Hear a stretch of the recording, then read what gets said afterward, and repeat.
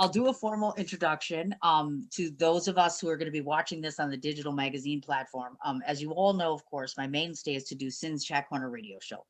Because I have been stuck in shooting hell for the last 2 weeks, I've run out of time. I haven't been on radio. My magazine's behind, and this is what you have to do. You collaborate and you say, let's get on Zoom and do the interview. So today, Joe has been very gracious after a couple different cancellations to come on and to speak to me, which I'm incredibly excited about because there's so much to ask. But I always start my interviews off lately with sadly having to ask the obvious, because you're in LA, because I know you all have been locked down and your industry has been hit hugely hard. Yeah. Talk to me a bit about you as a person and how you're managing, and then professionally how things are going. Okay, so managing, I'm doing well. I think most human beings, I guess myself, I'm a human being. We always find a way to survive. You know, I remember living in New York City, and back when I was young. Wait, my dog wants to play ball. He's bringing me his toy. He thinks it's playtime. That's so cool. So anyway, I remember being in New York City and being on top of my apartment building and looking down at all the residents and all these lights, and just thought how expensive it was to live there. But yet, people find a way to survive and to be able to manage and do this. And I think it's the same concept with the COVID. Is we're a surviving race. That's just who we are. And so we'll do whatever it takes. So that's kind of what we're doing here is, hey, this is I see it as this is our new norm. I'm not I don't live my life saying, hey, it'll be better tomorrow or anything like that. I'm going to operate from where we are now and how can we operate from this perspective.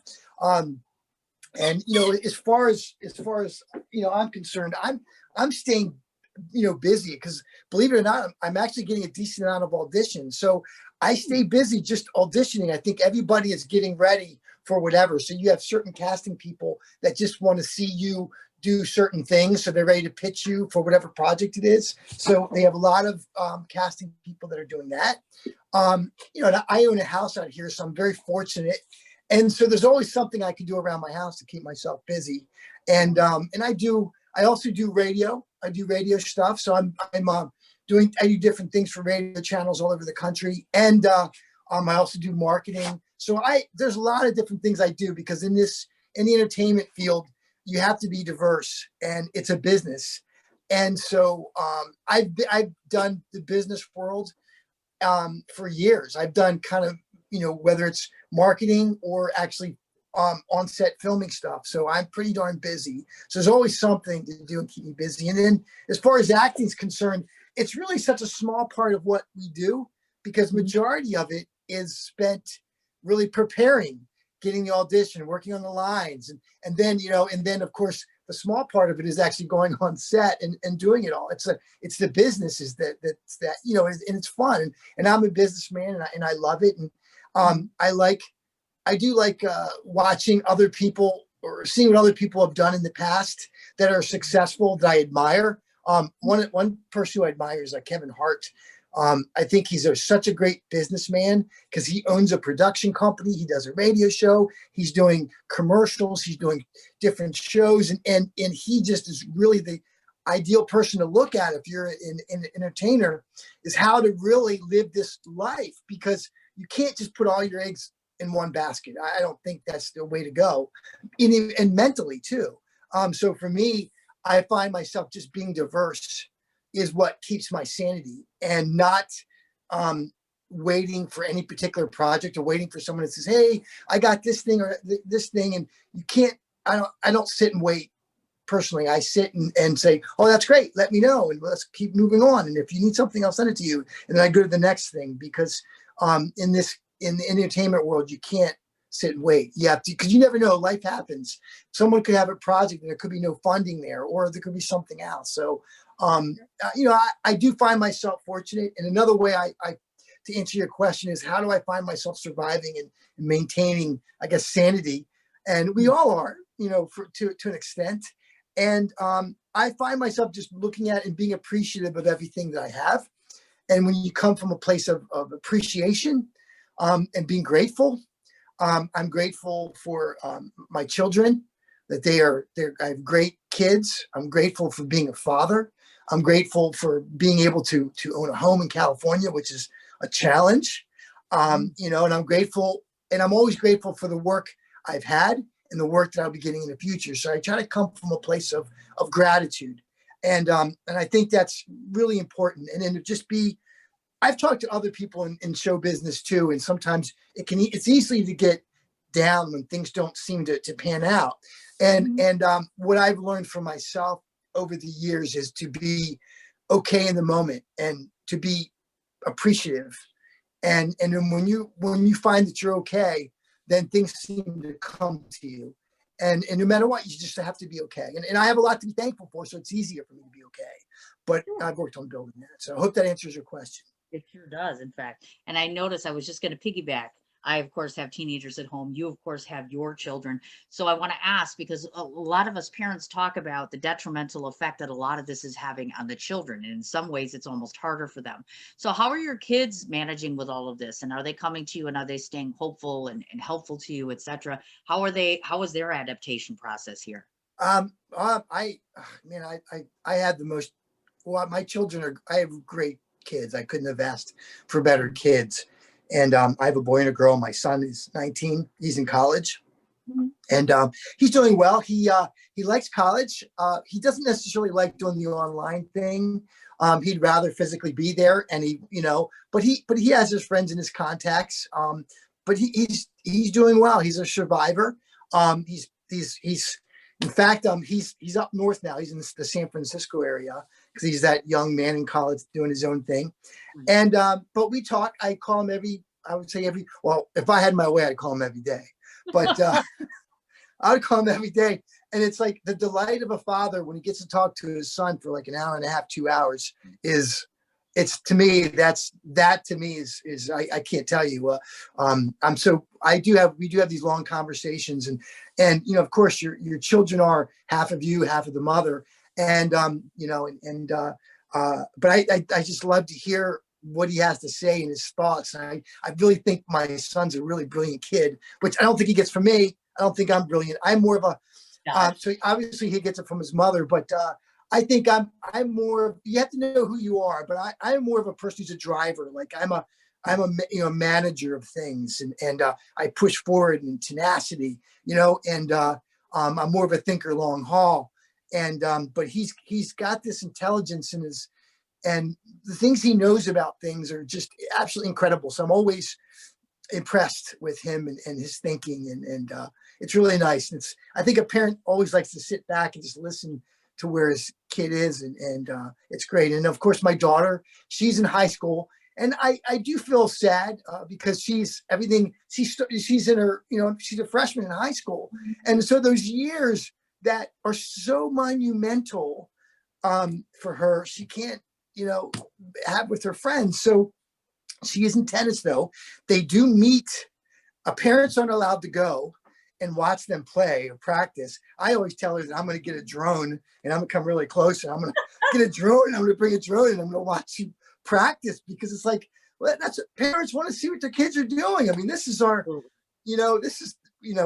we care about them more than anybody in the world. That's our job as parents. They have no idea what it feels like, but they will.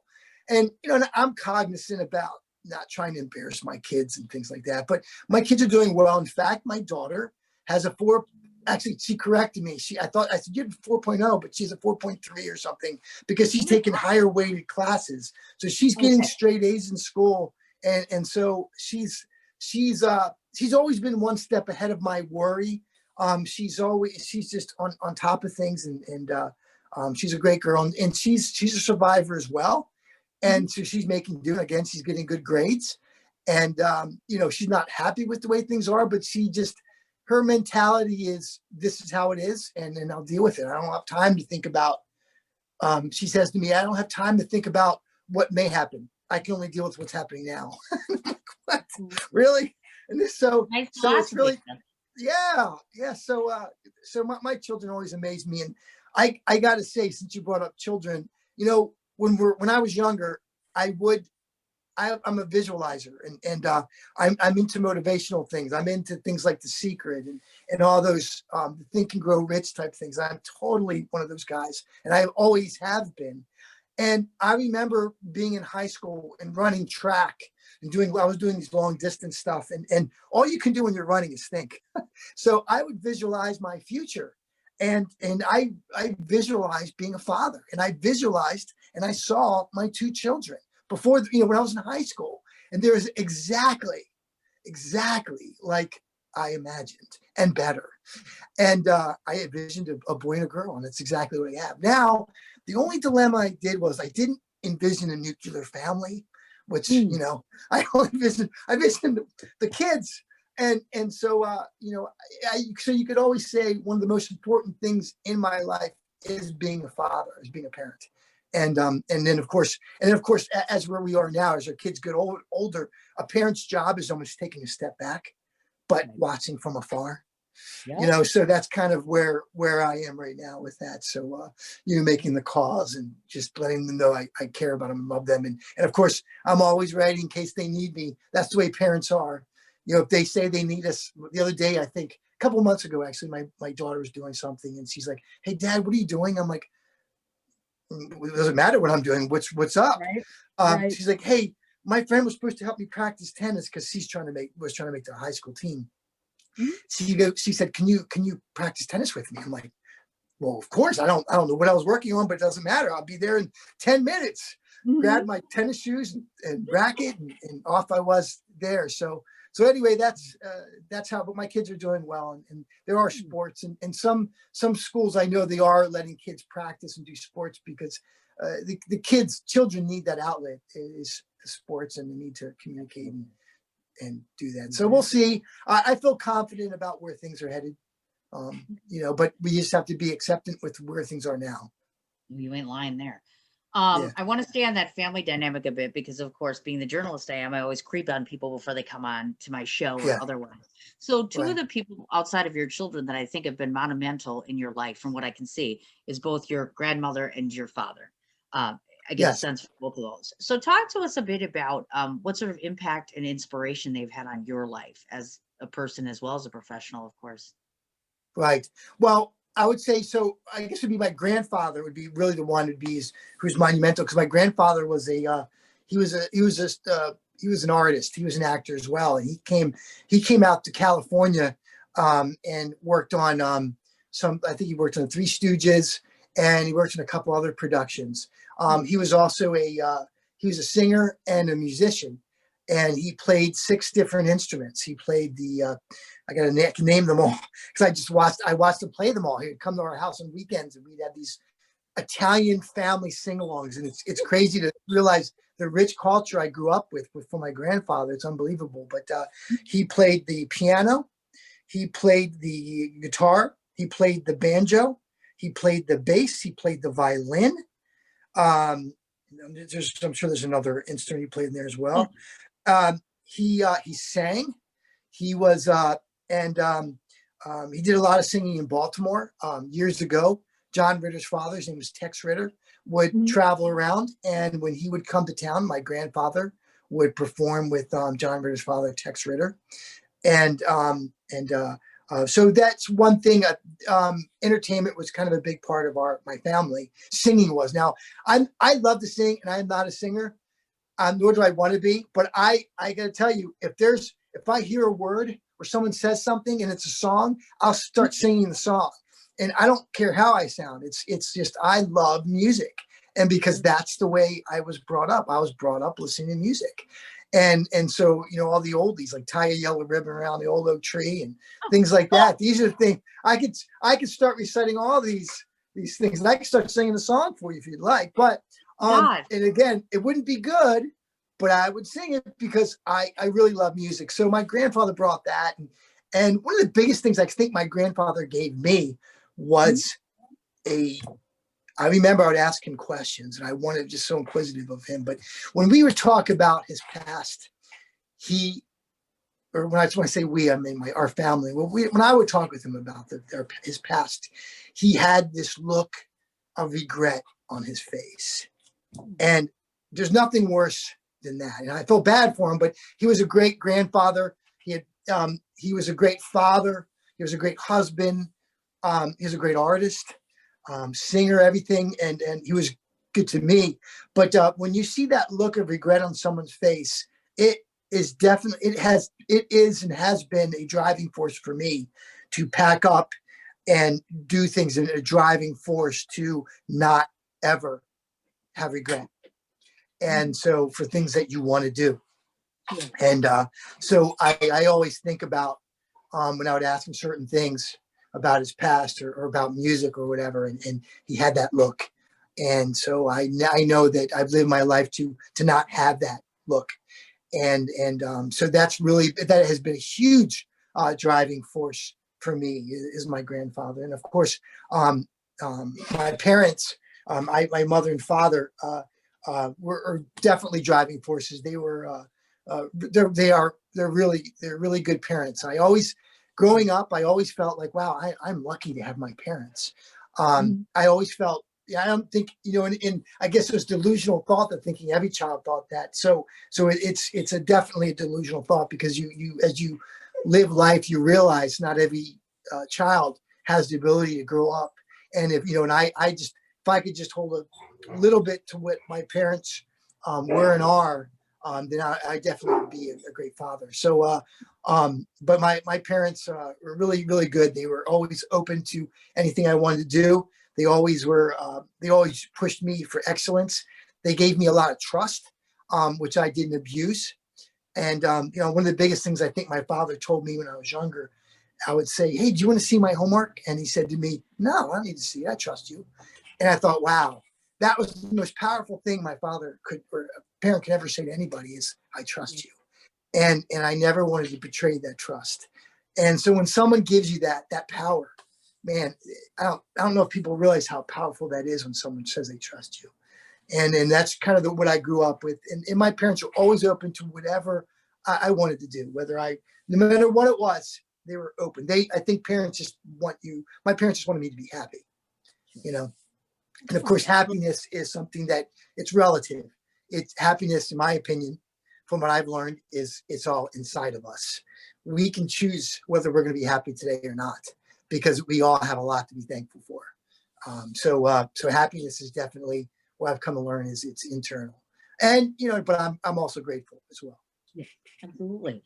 Well, I've had this go-to question whenever I interview actors, because I think a lot of people have even said this before. The perception is the only thing actors ever do is read scripts all day long, and they talk to themselves. They have like 12 personalities. And so there's this image That's so automatically true. preset, and it's not. So this is what we're going to ask Joe. So when Joe is not hanging with the kids and hanging with the dog, what is the typical actor and person, Joe? What do you do on your downtime? Do you even have downtime where it's not, where you're not like on the clock? So what would we see if we shadowed you for a day?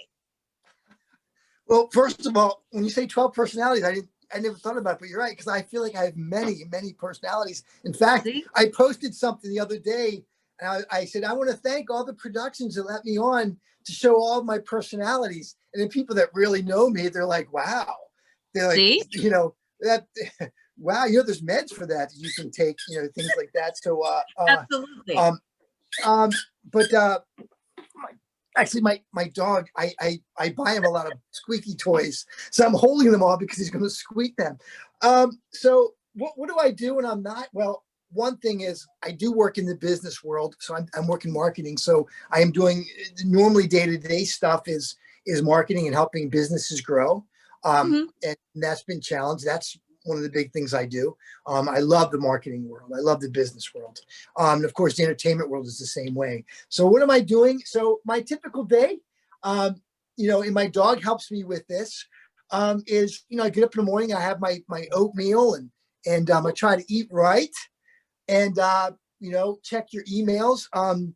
I am, again, you can hear, I think most of my day is singing songs most of the day. You'll catch me singing half the time. Okay. If I hear a song, I'll start singing.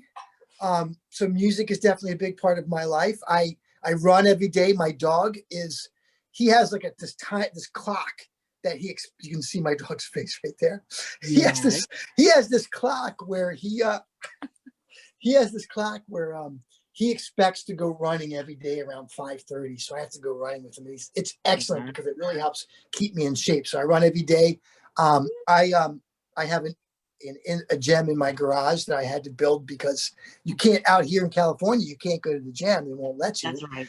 Yep. So I tell you, I've had to get most of my equipment piecemeal. So I go to like thrift shops or thrift shops and then some flea markets, and I'll grab like dumbbells and things like that. And that's what you have to do because it's really hard to even find them online.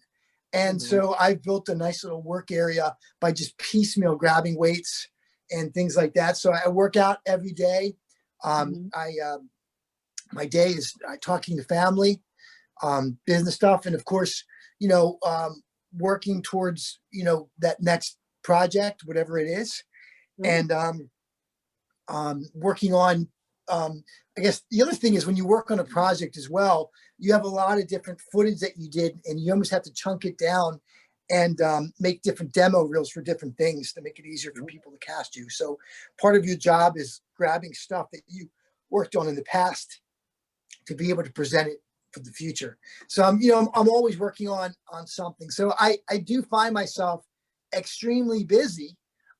Even when there's nothing going on, there's always something you have to do to prepare and or network. And there's different ways you can network here, but I am getting a decent amount of auditions, I can say, and everybody's really ramping up to get things started. So I think you're going to see a big push in a lot of productions coming here. And of course, the biggest indicator, I was talking to somebody this weekend, they said the biggest indicator for film out here is whether restaurants are open or not. So as long as we can have outdoor dining, that's kind of how you can see whether we can work or not. But I was blessed in November that even though things were kind of tight to work on General Hospital, they called me on, and that was great. And even though it was pretty strict because they had to go through training, they test you, you're in there wearing a mask. You go on set, you're walking around on the production and wearing a mask. You rehearse with the mask, and then when you go to take something, you take off the mask, and then you can, obviously. So, but Hollywood is getting creative. Oh, you betcha. Now I have to ask because you're in LA and it's 2 here right now. So I'm just wondering, Joe's probably doing all that fun stuff where it's what temperature right now? Oh, you know what? My Alexa will tell. Alexa, what's the temperature outside? Right now, it's 47 degrees Fahrenheit. So my person expect a high of 69 degrees. Okay. You can also ask. Alexa, stop. So it's 69. It's going to be 69 here, and it's 2 here. Snow, ice, and 2. I can't even go to a beach. I can't go anywhere right now, and Joe can go anywhere. So that was my other question was, do you go out? I mean, you guys can finally start dining again, right? Or can you at least get out? Yeah, we can dine outside. Okay. There's a restaurant out here called Slater 50/50. It's so awesome. They make the best burgers, and I always get it wrapped in lettuce because I'm always watching my carbs. But yes, the restaurants have gotten very creative. They all have tents out. It's like Tent City. Right. It's great. And I as a marketing guy too, I help restaurants all over the country. So I want to see it affects me, and I want to see businesses grow. It pains me to see the struggle that people have had to go through and what companies need to do. But, one thing I think I can see, I'm not really one to predict things, but as we go forward, I can just see a beautiful heyday where everybody's just going to be so happy when things operate again, and we'll be very appreciative. I think for the rest of our natural lives, we'll always remember this and be very appreciative when we can get to this next point. And of course, I don't know what I would do without Alexa. She's really great.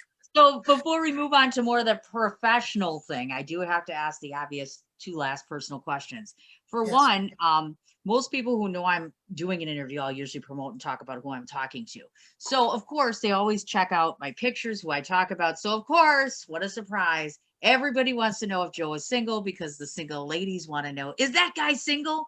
So I usually tend to say to the guy who comes on, in this case, Joe, of course, so all the women think that you're drop dead gorgeous. And they're like, I wonder if I could get a date with him. So you can either say, I'm not going to answer that question, or we can find out if Joe even has time for a love life. Or you could pass and you don't have to answer. I guess I'll answer it politically. I'll answer it politically. I must say it's definitely challenging because I am extremely busy. And then when you have, you get these, you have an audition, you have to get it done, and they want it right away. And so it's very challenging. And then, of course, then when you start filming, you're busy as hell too. So it's very, very challenging. I'm not married. I'm single. Doesn't mean but dating is very challenging. I'll put it to you that much, because Absolutely. you can be I can be very, very busy. And then, but I tell you one thing, bring back my kids is, I took a little bit of a pause when my kids were younger. And I look back now, because as busy as I am, there's no way that you could give.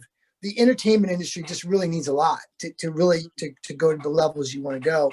And as a parent, I didn't want to mix that. I didn't want to miss those times that were so crucial when they were younger. And I'm glad I didn't. And it makes me better now. But yeah, time is definitely difficult when it comes to dating. Relationships are very difficult, I must say. So but yeah. So I'm not married. I'll answer it that way. So I'm right down. Absolutely. Yes. And those that follow me already know, of course, because I talk about my relationship with my better half, who is an actor as well. So it's tough to date somebody with 12 personalities, because they're up, they're down. Just the other night, he's auditioning at 2:00 in the morning where he's doing this self-tape. And I'm just like, Right. yeah, I don't think Cindy's getting up to self-tape at like 2:30 in the morning. You know what I mean? There's these instances where you acclimate to the actor. Sadly, the actor just can't acclimate to you all the time, because that's part of the business. So it really is tough to try to balance everything. But we're very, very fortunate. The Right. only other thing I wanted to say personally, in terms of asking a question on the personal side, I've watched a couple of your interviews and listened to some of the shows that you did. And it was refreshing, at least me personally, to hear someone actually speak about their personal life in such a way, because you had spoken about your divorce, of course, and I'd heard that. So my question to you is, for those that might watch this today or getting into entertainment, a lot of people I interview are very hush hush, meaning you should never talk about your personal life. Now, I have a huge following because I'm very open about that. So as an entertainer yourself, do you find it helpful, or would you say maybe you should just hesitate before talking about personal life as far as an actor? Does it matter? Does it make a difference in terms of how you're looked at? I think everything we say does matter, and I think it's very important. But if you come from a good place, then you don't really have too much to worry about. I think there's boundaries. Not for me. I'm not uptight or anything like that. But I think sometimes we may think it's a good thing to talk about, but it could be offensive to somebody else. Sure. And so I think there's limitations. I think, like anything in life, I guess I'm kind of the middle of the road guy. I believe, yes, so, you can be a little bit, you don't need to go in too much detail, because not everybody needs to hear it. I'm the same way in every aspect of my life. I'm kind of the middle of the road guy. I'm definitely open-minded. I find myself, I listen to, people who have opposing views. I like to listen to both sides. I think, and I have a tendency to believe that most people have a belief or feeling. Is it right nor wrong? It's just their feeling.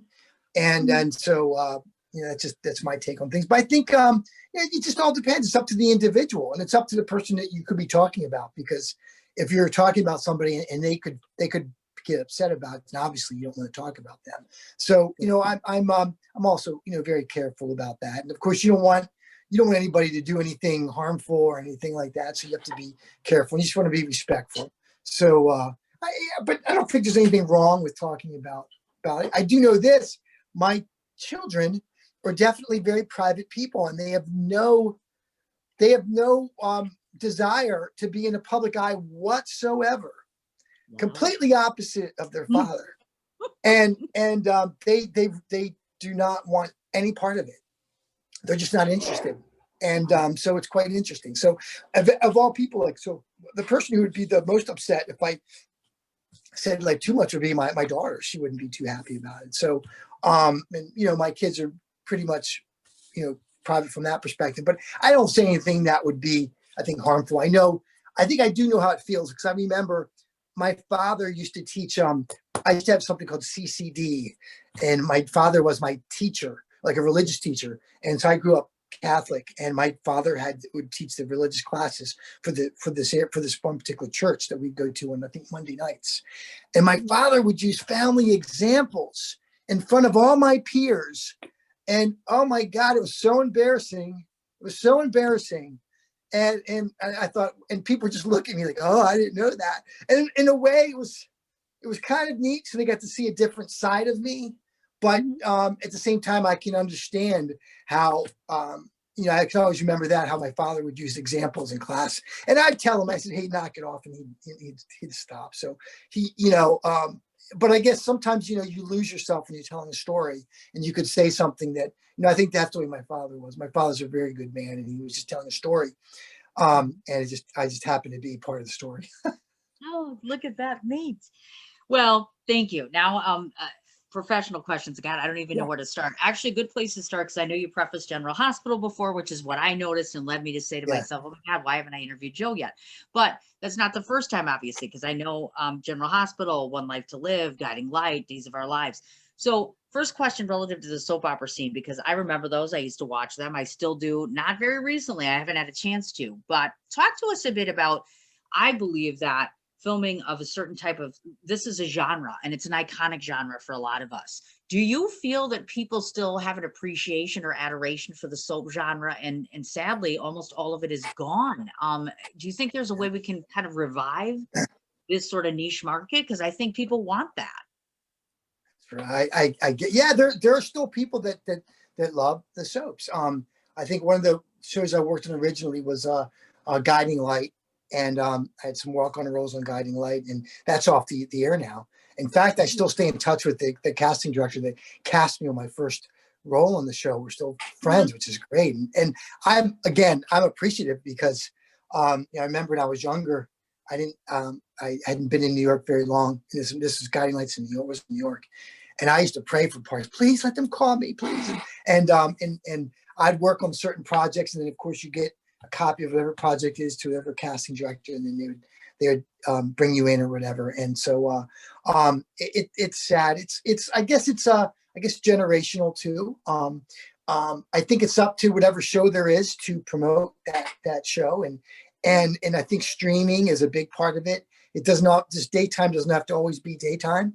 And so I think the shows that are out there now that are powerful are the ones that know, and they keep that following and keep everything relevant, and that they're the ones surviving.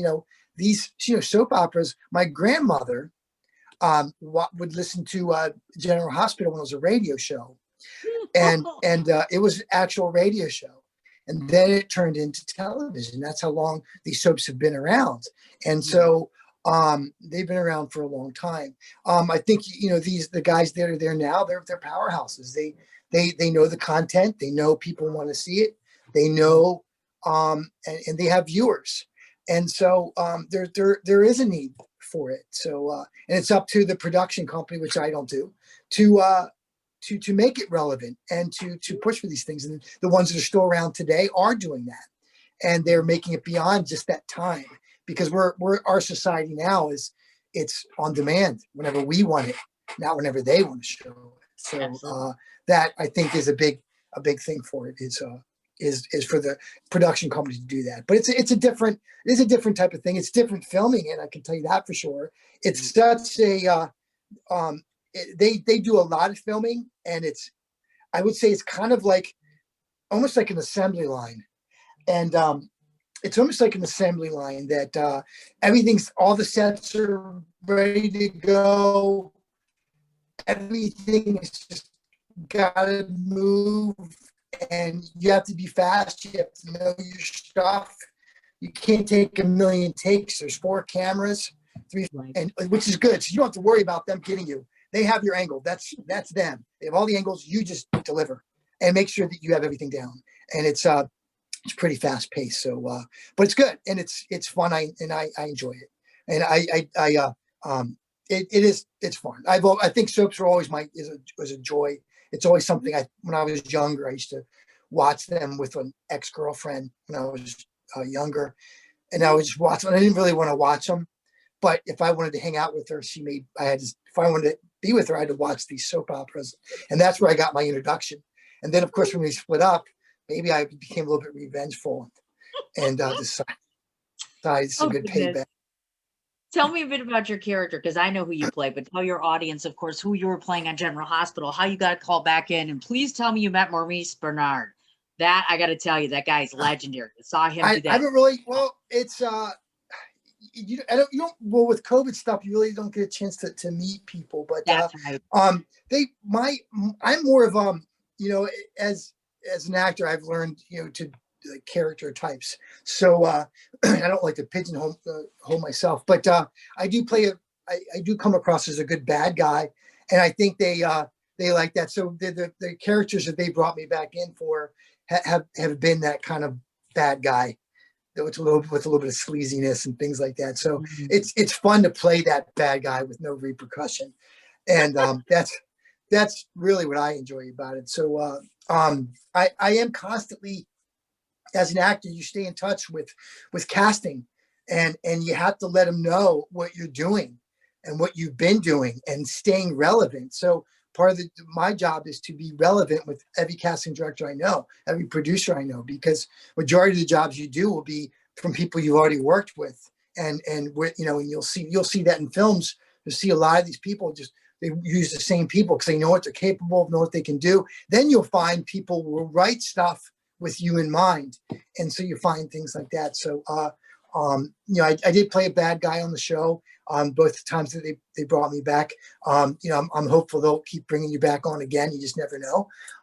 You know, you just visualize, and you visualize seeing it and hearing it. You know, so but I'm definitely grateful for that show. I'm appreciative that they've recognized me and decided, because there's so many people that a casting or a production company can choose, and I'm always grateful that if they pick me to be on a project. So definitely grateful. I don't take it for granted.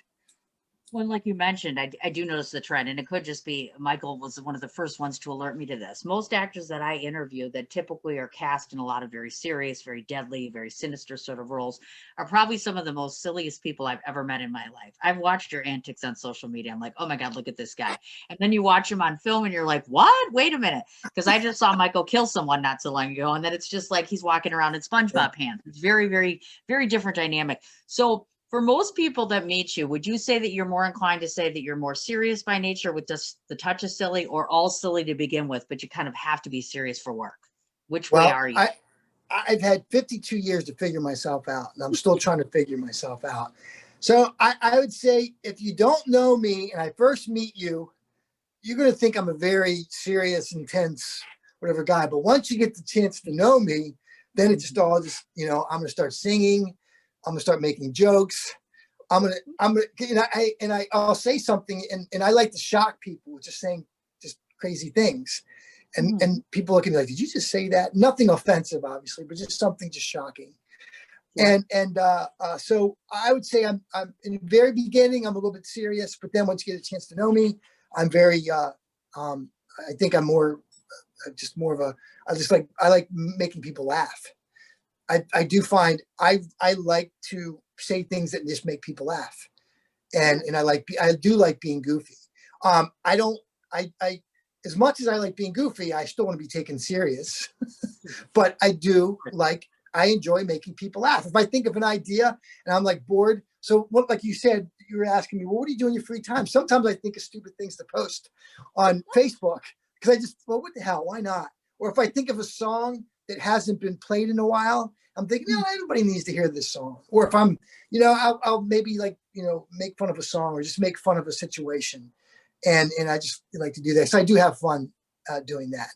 I do find enjoyment in doing that. It may drive my son's kind of away now, but my daughter's around a lot, and she'll hear me doing those things that you see on Facebook, and she'll stay with me for enough time where she's like, okay, I've had enough listening to his antics, and but she is starting to laugh more at my jokes, and so, Oh my gosh. but yeah, I do enjoy doing it. Well, and would it be fair to say, the other thing is, I've heard people say before, because other people are familiar with you, not just me, of course, there is a line here. So which would you say? Would you say that you're known more for your dapper, distinguished gentleman sort of presentation, or for your dialect, meaning most of the time I've heard people say, oh, I know that guy's voice before, or I've seen his face before. So how do people normally recognize you? Is it the voice first, or is it the presentation? I guess I don't know. That's a good point. I don't know.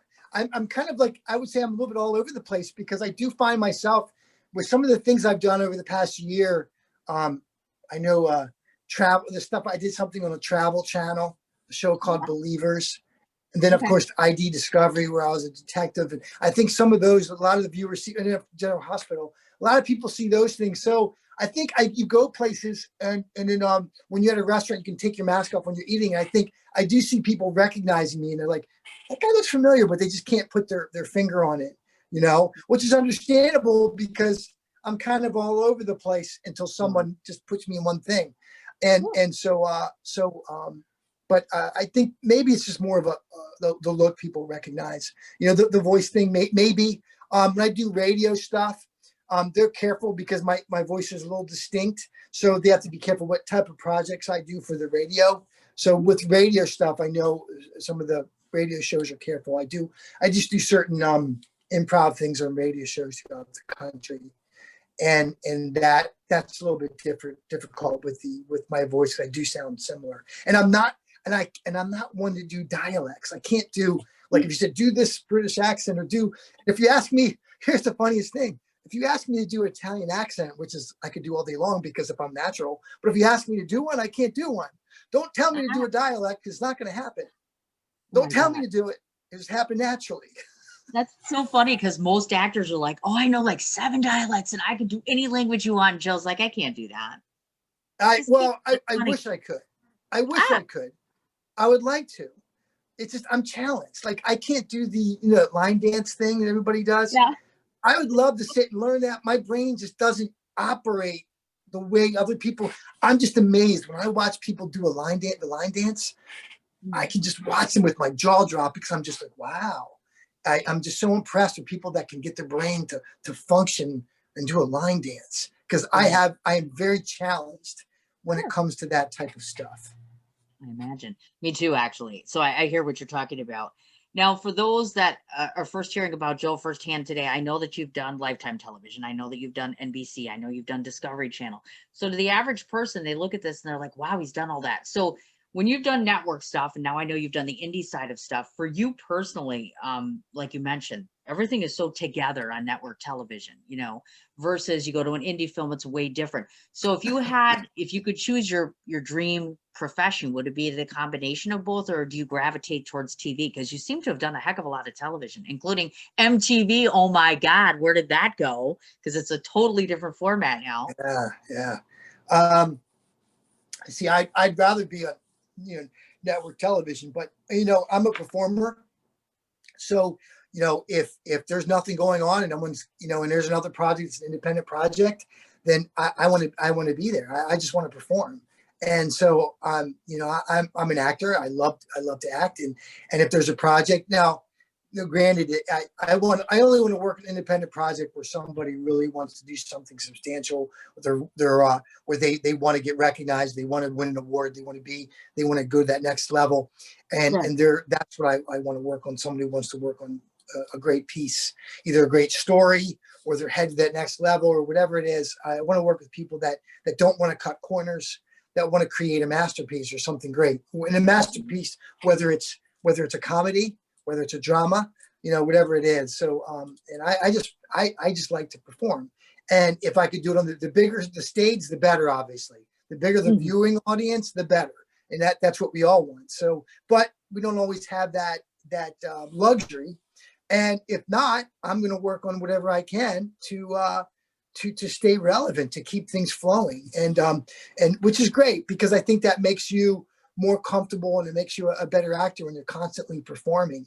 And for me, when I work on other projects, it's something I can use to show another casting director something else I've done, another character, because to just watch one thing about me, and if you saw me just doing a drama, you could think, oh, this guy's he's just so serious. But if I'm working on an independent project where I get the ability to be something else than that you normally would see, like a doctor or a homeless guy or not that that's bad, but just somebody different outside the norm, then that could give me that chance where I could elevate another personality of the 12 that we talked about prior. That we all have different personalities, and I have a lot. So I don't want to be. I have so many more characters that I can portray. So sometimes the independent market can help you show those other characters that you may not always get a chance to see. You know, when you're going, network, it's really cut and dry. It's like they got to know that you are that person, the best. And so, you have a chance to really try things out and to explore building and creating other characters when you work in the independent world. And you can still do great things, but you have a little bit more freedom to explore characters. And so they all are very, very important for an actor. I think as you're trying to grow your career, all aspects of it. You bet. And we talk a lot about this because, of course, most people know that I have this whole festival that's designed to kind of keep art alive in cinema. There are some actors that talk a great deal about the concern where not everyone takes indie anything as seriously as they should. So my question to you is, because you've done different projects in the indie world, do you think that it gets as much notoriety? And if not, how do we build that audience to where they can be somewhat on the level of Hollywood? I think people are so used to Hollywood everything, it's hard for them to go outside of the box and want to embrace indie. You know what I mean? Right. Well, I think indie is a really important thing because these are our future people. These are the future people of tomorrow. And what I find is these independent artists, whether you're a producer, director, actor, writer, this is the foundation. These people are brilliant. They are the true artists, and they're doing it for the love, not necessarily for the money, for the love of it. And that's where you can see true creativity. And I think that's where things blossom. And some of these filmmakers are just brilliant. And I love to work with these independent filmmakers because you never know where the heck they're headed, and you guys could be headed in the same direction. And everybody is, as I think Justin Bateman would say, we're all like one audition away from that next huge thing. And so it's just really important, and that market is huge. It's just really huge. And then of course having film festivals is the way for these things to go out. I work with my manager and I, or there's a company called RevShare, and they're working on finding a way to really push more independent films and projects out there to the direct audiences. So there's something that I'm working with some people on doing that. Very cool. Very, very nice. Speaking of independent film, so let's talk about a few. First of all, I know you did Darkman with my dear buddy, Chris.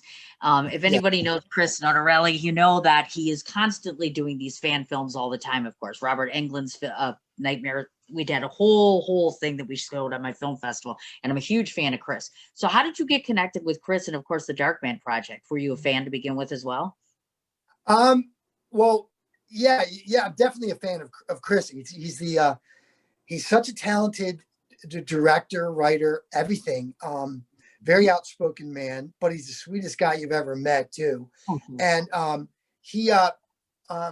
auditioned for him. He called me up. I think I submitted myself or something, and then he reached out and said, "Hey, can you read for this?" I did something called The Mask, the effing mask. Was the first thing I did for him, and he said, "Hey, I want you to play this character. Here, I'm just going to send you my things, and you available later on tonight to read it?" I'm like, "Oh, okay." No time to really prepare, just on the fly. I'm like, "Okay." Sure. So I did it and read it. He goes, "Okay, perfect. We're filming whatever," and he just puts content out, and what I love about Chris is he's so such a visionary.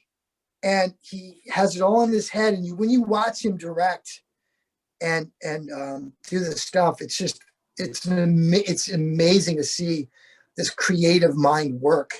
I just love his energy, enthusiasm, and he brings all the characters to life. He's like, he's got this vision of how he wants it, and he allows you to make your decisions. But sometimes this is how he wants that character to be. And you have to trust his vision. And but he's such an artist, and he's such a joy to watch. And he is just a fan of filmmaking, and I love to work with him. And he's very nice guy, and very talented. And he's definitely somebody that should be given a huge project, because what he'd be able to do with it would be immense. So he's definitely a guy that to watch. And his content, he did something that was like a Star Wars thing a while back. It was incredible. Yeah, I mean, the list of things that the films that this guy has put out are immense, and they're all extremely well done. Extremely well done. Very talented guy. Amen to that one. He's a true artist. Absolutely without question. When did you guys shoot? When did you shoot that? The last Darkman. We shot it during the pandemic. We're all wearing masks and stuff, of course. And when we're filming, we took them off. We try to keep the distances and things like that. So we filmed that. It's definitely like hardcore filming. You knock it all out. We filmed it like downtown Los Angeles, and then of course on location, and it was great. It was really good. That's awesome. Now, if folks want to check out Darkman, can they? I mean, is everything finished and done yet, or do we have an idea? Oh yeah, it's all done. Okay. I mean, you can just look up Chris, or you look up Chris on Chris's site. Just look up Darkman, and you have version 1, 2, and 3. I'm in 2 and 3. I'm in 2 and 3, and of course I play a bad guy. Can't say what happens to the bad guy. What a shock there. The other day I happened to be looking, and you'd be surprised, folks. What is amazingly exciting for me is I'm a huge drive-in fan. So the fact that one of your films not so long ago actually played at the drive-in, it's such a great thing to notice the resurgence and excitement for people wanting to go back to the drive-in. It's like they want to actually be there versus it dying out now, which is awesome. So talk to me a bit about your zombie movie, because I know that it was at the drive-in, it premiered there. Tell me a bit about the difference between premiering at a theater per se versus at this type of a theater, of course. And then was the audience reaction to this? What was that like?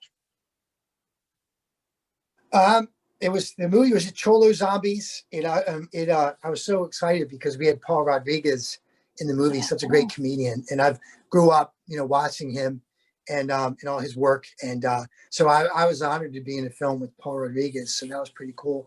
I play a news reporter reporting on these Cholo Zombies, and it was exciting. I had a chance to I created my own name. My name was Wolf Cooper, and I used based it on Wolf Blitzer and Anderson Cooper, and I created my God. How cool is that? So when you see Cholo Zombies, and you see me as a reporter, it's Wolf Blitzer, created from Anderson Cooper and Wolf Blitzer, because they're two great guys. Sure. So why not? They would, if it was true, they would be the ones reporting on it. Wolf Blitzer would be there reporting on it, and Anderson Cooper would be there. Amen. So I figured, let me do it for them. So we started filming that. What's crazy with that film? We started filming that way before the pandemic. We didn't know the pandemic, and we finished when the pandemic kind of like started. So it was kind of odd. So and then of course, once you do everything, putting the whole film together, and when it's released, it was during the pandemic, which is now. And we had the premiere. We wanted to have a premiere, but we had to have it in a safe place. And we had it at a drive-in movie. It was great because, last time I'd been to a drive-in movie is where I saw Fiddler on the Roof when I was a kid. I was 40 in Edgewood, Maryland. And and that was the last movie I saw at a drive-in, was Fiddler on the Roof. But to go to another drive-in was great. It was I'm not sure where the heck it was. It was a pretty far, well, it was about maybe 40 minutes from LA or something like that. So not terribly far. Not too bad. Well, for us out here, that's far. Right, I forgot. Anyway, so it was, I would say it was interesting to see the screen. And of course, all the sound comes through your radio. And I really got a chance to appreciate and understand how important sound really is. So it wasn't the best sound. So I would say, and so you couldn't really get the music. It's so important because it sets the stage for whatever scene you're doing. And Oh, sometimes you could miss something with the sound. So, sound, I think, is such a huge part of it, obviously, because we have the stuff in there and there's a right. reason for it. And a little bit of that gets lost when you're doing the drive-in because you're dealing with like a Wi-Fi with the radio. And Sure. so a little disappointed with that. So I was a little disappointed with that, but so then I was able to watch it at my home and hear all the sound, and it was like, wow, this is great. It's hilarious. What a difference. So I'm not necessarily, I mean, obviously we got to do what we got to do. And as long as the sound is correct and right, and you can hear it very well, as long as the sound's present, then it's fine. I wasn't really, the sound to me, it's got to be spot on. And with the drive-in, it really wasn't. So, but then it was like night and day. But for me, the lesson for me was realizing how important sound and scoring really is to a film, and how it can really make a huge difference. Huge difference. How you feel Without a doubt. Oh, you bet. And I guess I took that for granted until I started shooting some of my own work. And then you start realizing what it takes to put audio and cinematography together, and the actors and their whole mindset. Right. I don't forget to ask that. So Zombies, where is it at now? If memory serves, it will be in the film festival circuit for a bit here as the director decided. I don't know about that, but Cholo Zombies was released on its own platform. It's just www.cholozombies.com. And I got to reach out to the director and the producer to see, how it's performing and how we're doing, because they didn't want to release it on a major platform. They wanted to release it on their own platform just to experiment. Because I think a lot of companies are looking at that. You may see before they throw it on a Hulu or Amazon, they want to see how it could perform on their own when they create their own platform. And then of course it's about their own marketing. And then you get to, and I'm interested to see, because then at that point it truly becomes about marketing and how well they do marketing that piece to direct them to that site. And eventually it could, films can show up anywhere once you do it. So this was a talented director. He's done a lot of different things, and he's one of those ones that I've worked with on several different films before, and he knows what I'm capable of. And if he calls me, and so there's always he's always got something for me with whatever film he's working on. Very cool. Now, how does it feel? Obviously, of course, it must be thrilling. Night Shifters. I know that that's an award-winning film. Talk to me a bit about Night Shifters, the premise of that in terms of that. And then, when it comes to the awards and such, every actor, I think, has their own opinion. So I want to ask you, is the best award actually when somebody gives it a festival or whatever have you? Or is it in the fact that you finished and you really were thrilled with your presentation or performance? Well, you're always happy when you finish, and you're always happy when you have a great performance. But when you're recognized for a good performance, when the whole piece is recognized, when the whole group that put something together is recognized, and that's the pinnacle. We all have our own opinions about things, and we have our own standards. But when other people recognize that as well and give you accolades, then it's like, I think it's like Maslow's hierarchy of needs. You got to have our own needs first, then we can, allow others in. And but it is the pinnacle when people recognize you. So Night Shifters won the Venice, a short for horror films, and it won the festival of Venice in Venice, California. This is where you're getting all the big guys. And I'm very proud of that. And this is a young producer and director that I've worked with a lot of different projects. We've done a lot of sci-fi stuff together. And he contacted me because I've been pretty busy doing other things. And he said, "Hey, I got this project I want you to do." And this is where I talked earlier about this guy would write stuff with me in mind, and he would hear me, he knows how I would deliver something. And so he kind of wrote this and put the pieces together. And so that's what happens when you start developing relationships with these producers and writers. They start writing things with you in mind, and then you help them create it come true. And they also give you a little bit of that freedom, the creative freedom as well. But there's something great about great writing too, and people that you work well with, because it just flows out of your mouth so much easier. It's not always that easy. And just sometimes people can write things where it just flows. And it's like a song, but it's a movie. And that's good writing. Well, and I have to ask the question, of course, because like you're mentioning these horror type things, and you've been involved in different genres. And so, to me, it would seem as if you're drawn more towards the dramatic versus the comedic, which is surprising to me. I would have thought you would be doing more comedic, and I get it; it's all about who casts you, etc. So, could we expect Joe to write himself something comedic and then cast himself and pull off something like that? That is a good question, but the answer is no. That is not my desire.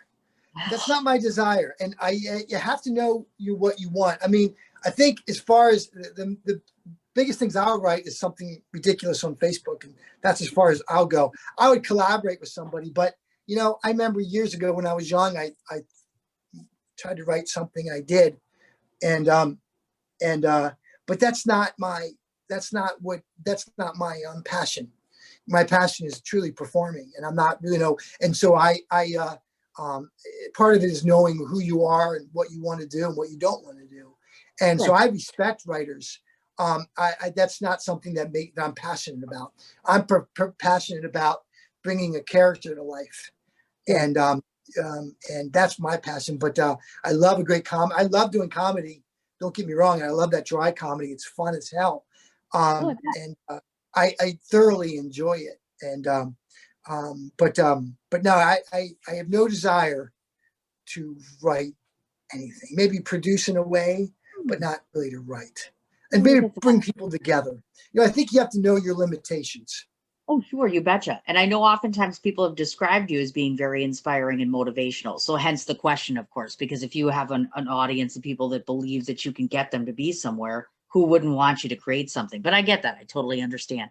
I took a peek and I see the two things which we want to talk about, of course. Don't Frighten the Horses and Fortunate Son are two of the things that are listed in your future endeavors. So tell us a bit about both of those projects. And of course, when it comes to Fortunate Son, because I'm going to be getting to screen it and actually write a review of that. That one in particular, because you speak so fondly of it, was that written for you, or was there something within the course of the script that said something or spoke to you where you said, I had to be part of this? No, I just these are a bunch of young filmmakers that they had been noticed before, and they come to me and ask me to do this particular part where I play like a stepfather. It's a comedy. I do just my dry comedy in here, and it's great. And we had that freedom, and they contacted me and they said they thought that our scene was the funniest in the whole film. I just think the young actor in this that plays the lead is brilliant, and it's great to work with young, talented people that really, I guess being at my age, not that I'm old, but being at my age, I've seen things. You can almost see where people are headed, and these young filmmakers that created Fortunate Son, I see them off, producing more films, producing TV shows, things like that. So why wouldn't you want to work with a group of talented young filmmakers that are headed to that next level? They're the next guys the guys that created this film here, Fortunate Son. I'm pretty certain you're going to see them on Netflix or any other main platform, Amazon platform or Apple, and they should. I'm sure they'll bring me with them when they go. So absolutely. So that's obviously what you do too, is when you work with people, you want to make sure you that you make a good impression and that you guys all gel together so you can work together. But you'll definitely love the script. You'll love it when you see it. So I know you got to reach out to them, but I think it'll be exciting. You'll like it. You betcha. Now, I don't want to be remiss in mentioning the obvious. It doesn't take a rocket scientist by looking at him to guess that he has either been part of bodybuilding, which he was a competitor, of course, in fitness modeling. So I have to assume, and correct me if I'm wrong, because you already have good eating habits, you obviously work out, you're running, etc. I can almost guarantee you in a lot of ways, isn't that like the actor's key in his toolbox, which is you're constantly in shape. So I imagine if a role comes to you and you have to gain 50 pounds, is that challenging? Because, you're training yourself. I got to be in shape. I have to eat right. Now, all of a sudden, somebody's telling you drink beer and get fat. Does that go against your personal mantra? And would you do that? You know what I'm saying? Oh yeah, if Spielberg came to me and said gain 50 pounds, hell Well, yeah, yeah. hell yeah, I gain 50 pounds. You don't have to ask me twice to gain 50 pounds. And But I'm gonna no, and I would find a way to enjoy eating pizza and pasta, and I could be a true Italian again. Now they're like, what kind of Italian doesn't eat pasta? And you know, so I have to use things other than pasta. That's not pasta, and So if someone said, you have to gain 50 pounds, of sure. course, but it'd have to be the right person. It can't just be anybody. Can't just say go and gain 50 pounds. That's not Sure. that I can guarantee you is not going to happen. But if somebody that obviously that we that'd be whatever, I would definitely gain 50 pounds. It would be challenging for me, but I would find a way to embrace it. Well, sure. And that's what I mean. A lot of times, when you meet actors and they're really, really legitimately staunch about keeping in shape and eating the right way and always having that personal and professional mantra, like, this Right. is who I am, it goes against status quo, obviously, to end up fat and different, but that's an actor's job, obviously. And I know a lot of reporters have talked to you about that whole back days of the modeling and the competition. So the one real question I had for that is, sometimes when people come on my show, they talk about a very negative side of that, meaning people are driven. There's a lot of competition looking this well. And as an actor, you get this, I'm sure you have to look a certain way all the time and perform a certain way all the time. So for you, was that whole industry something you slipped into well, or is there a stigma attached for a reason? You know what I'm saying? Because some people aren't real Yeah. friendly about Let me see. I think, when I was younger, there's so many, you're in Hollywood or in New York, and there's all these young people, and they're like, I appreciate being older now at 52. I think, that. thank God I'm not in my 20s anymore or my 30s, because it just, you got some really good looking people coming through there. It's like, what the hell? Oh my Right. God. And you're like, come on. And so you appreciate being the character that you can mold yourself into as you get older. Sure. I truly am appreciative of being older, and of course finding a way to figure out who you are again. When you are older, you have to really figure out who you are. Right. We all have to figure out who the hell we are, Hmm. and we have to identify ourselves. Who are you? And I think that's important for an actor to figure out who we are. When I was younger, I did do a lot of the fitness magazines, the fitness stuff, and that was challenging, keeping up with a hardcore diet. That was a diet like no other. You're really limiting your body, taking in certain foods, and it's hard to concentrate because when you're depleting yourself of carbohydrates, you can't concentrate. But actually, I was just telling the story the other day. I remember when I used to do a lot of fitness magazine stuff, and you didn't really get paid that much for that, but the effort, it's a 24/7 job when you're working on a fitness magazine, because you have to watch your diet constantly. And then you go in for the shoot. And I remember this photographer, I had to hold this dumbbell and twerk my body a certain way. And then he started like yelling at me. And I thought, really? You're going to yell at me? I said, I'm barely making any, this isn't cool, man. This isn't worth it. I'm barely making any money. I got a diet 24/7. This guy's yelling at me. I mean, that ain't cool. And I realized then that I had to advertise. This is where the light bulb went off in my head. Joe Finfera, you need to advertise. You need a product. Joe Finfera, you are not the product. Well, I'm learning that I can be the product, but you are not the product right now. And they don't want to pay you that much when it's just you. So I realized that I needed to start advertising products. And I really mentally, and I believe I talk about this a lot. I've been talking about this with you a lot, is my visualizing thinking. And I realized, and I started realizing I need to promote products. That advertising, that's where I'm going to start making money for this type of stuff. And lo and behold, relatively soon after that, I booked a Nike ad. And of course, then there was money. There was money. They treated me good. They gave me my own Winnebago. I remember I was living in New York, and I had to do this scene. It was for an ad for Nike. It was an Esquire magazine, and Nice. they came and they came to my apartment in New York in a huge Winnebago, and they picked me up. And it was my Winnebago, because I was doing the shoot, and we did it, I think, underneath the Brooklyn Bridge was where the shoot was. And so it was good money, treating me great. They're nice, you know, it was great. You know, so that's the good, bad, and the ugly of it. It's, you know, it's not always glamorous, and sometimes it's very difficult, and sometimes you aren't treated very well, and then sometimes you're treated like a king. You could be up here and down here. It just depends, and you just can never be too full of yourself. You just have to know you're only as good as the you know you are the next day. I mean, you know, you're only as good as who you know you are inside. Just always know who you are and your own value.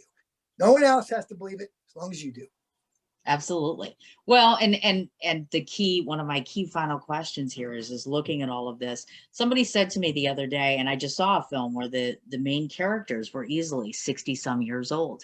And there are some that truly believe that the future of theater this next coming year and the next few years is a lot of your mature actors and those getting cast with terrific roles. Whereas most of the time there used to be, at least that I saw, everybody expected you to be popular when you were 20, 30, and then you burn out somewhere around mid 40s, if not later. But do you feel like in some ways the success level and the stellar amount of opportunities, there's just tons coming in through the woodwork for you? And you're 52, you know, and in some industry people might be like, yeah, you're getting to that age, but you know, seems to me like you're really coming into it even more now. I'm coming more into who I am now. I think part of it maybe could be my personality. And I think there is more opportunity because there is more platforms for all of us now. I think my experiences in life, just kind of understanding how things kind of operate, being involved in it when I was younger and understanding it, and then understanding the importance of, it's kind of like putting together a puzzle. You just have to understand where all the pieces go. And as you get older, you kind of understand how things operate and what you need to do to make it work. You realize that cutting corners is not an option. And when you're a performer, you can't cut corners. And so I think learning the importance of being the best that you can be and knowing what it really takes to do it, that nothing can be absent of hard work. Hard work, belief, the belief that it's possible. And I think all those are the things where I'm getting my having my opportunities, is because, you know, it all starts from in your mind, and because you start your mind and then take action. And I'm a big proponent of that. It's easy to you know, I sat back in the background for several years while I was raising when my children were younger. So it's like you build up this drive is building up like a slingshot, you know, of these years, as you know, because to me it was really important to have all that opportunity at time with my children when they were younger. And so now as they're older, you know, I found myself really wanting to finish what this young guy started. And I was really ambitious when I was younger. And I find that it's I kind of feel bad that I'm kind of like enjoying some of the great stuff that this young guy myself did, all this hard work he did when he was younger. And I almost need to, I found myself wanting to repay this, I guess, my other personality, that young kid personality, wherever I was when I was younger, and finish what this kid started, and then take some of the, you know, adversity of life and apply it. And you know, one thing I think by being older, you do gain a lot of experience. You can recall how you felt during certain times, whether they were bad times or good times, and these are great things that you can draw upon. And it all kind of goes back. I think everything, when you all think about it, all goes back to a Beatles song. And there's a Beatles song that goes, they're going to put me in the movies, and all I got to do is act naturally. And so when all is said and done, I always think about that. You know, if this was happening, and I got to, you have to really feel it happening, and you have to be natural to that experience. How would somebody really act in this experience? Right. And you know, like one of the biggest like pet peeves is if there's a scene where it's dramatic and there's yelling. You know, people can be so angry, but they don't have to yell. And I think that's important to know that anger is internal. It's not external. And so it's important for people to know that. And but that's one thing that experience can bring, that you can bring to the table when you're older. And of course, in that natural look and things like that. So Sure. I do find that I am more blessed now, being older.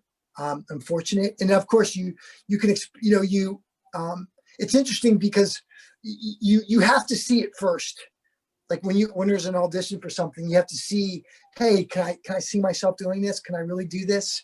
And you have to believe first, or else the director, producer, casting person is never going to believe it either. So yeah, it comes from within you first. You bet. Absolutely. I agree 100%. Well, that and you need your 12 personalities, and I'm not changing on that. I swear you people are a little bit nuts. It's just that simple because they can't do what they do Absolutely. without being a little out there. So the most important question I save for last is probably the most important thing I'm going to ask you, because I always ask anybody who comes on my show who's Italian. So for 2.5 years since I've known this man, and my better half is Italian. So everybody who comes on, I'm like, okay, so I know you're going to give me this secret recipe or something I can make him. I've tried to make everything Italian authentic, and I've just run out of ideas. So if I want to wow and impress him, because I'm kind of in the doghouse because shooting hasn't been very fun for him lately. So I kind of want to sweeten the pot. So what would be a great traditional old school Italian recipe to try to kind of make things wonderful here at home? I would say, I remember I remember years ago, I think it was my grandmother and my mother would make this Italian bread with sausage Yeah. in it. It was called it was like a sausage bread. Oh, And it wow. was absolutely amazing. And of Wow. course, I can't have it now because I watch my card, maybe for breakfast. But sausage bread, why don't you try a good old fashioned, look up a recipe for Okay. sausage bread. Oh, that's It's really awesome. It's going to get me some serious sausage bread. burger foods, which I need. Sausage bread it is. That is your answer. Now, so his name again is Joe, and I'm finally saying it right. It's Finfera, right? I wanted to make sure I pronounced it the right way. That Okay, is good. correct. Perfect. So we have YouTube, we have Facebook, we have IMDb, we have Instagram, we have Twitter. And for right now, how many films are accessible online? I'm guessing you can't see most of them in person right now. So online, where do people find you, your Yeah, I projects? mean, I think if you want to watch different things, I like to post things on I have like a channel on YouTube that I post things, and you can go to just do Joe Finfera on YouTube, and you can see different. I put different clips on. You can't always put the whole thing on because there's copyright infringements, and Sure. believe me, people let me know about that. And but I still try. But I don't try to make money off this stuff. It's more of just it's like archive. I mean, one of my passions on the side is archaeology. You're asking me, I love archaeology. I'm a collector.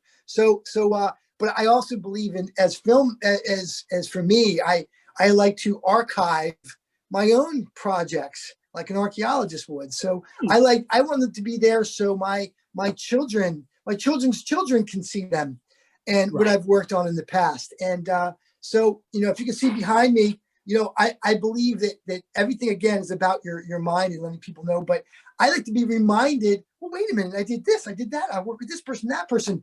And Sure. I surround myself. If you see behind me, these are different clips of different shows I've worked on. And they all are.